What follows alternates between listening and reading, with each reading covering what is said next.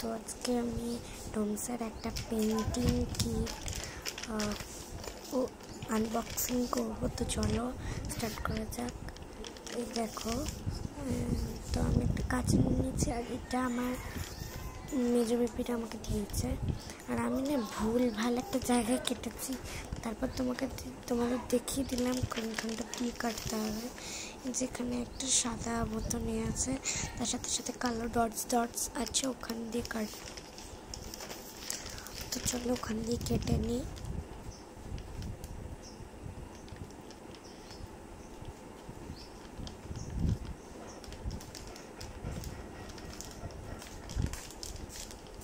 আমার কাটা প্রায় হয়ে এসছে। তো এই দেখো, আমি কাজটা রেখে দিলাম, তারপর এটাকে ধরে টানলাম, দেখো খুলে গেল। প্রথমেই আছে হচ্ছে একটা স্কেচ, তো তারপর আছে হচ্ছে একটা পেন্সিল কালার, তারপর একটা অয়েল প্যাস্টেল, তারপর একটা ওয়াটার কালার,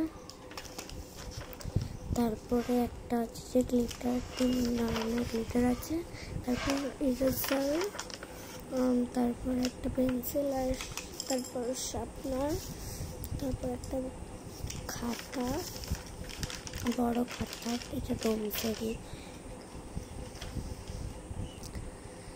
তো আমি একটা কথা বলে রাখি যে ওই গ্লিটারটা 3 ধরনের, একটা ব্লু, একটা হোয়াইট আর গ্রিন।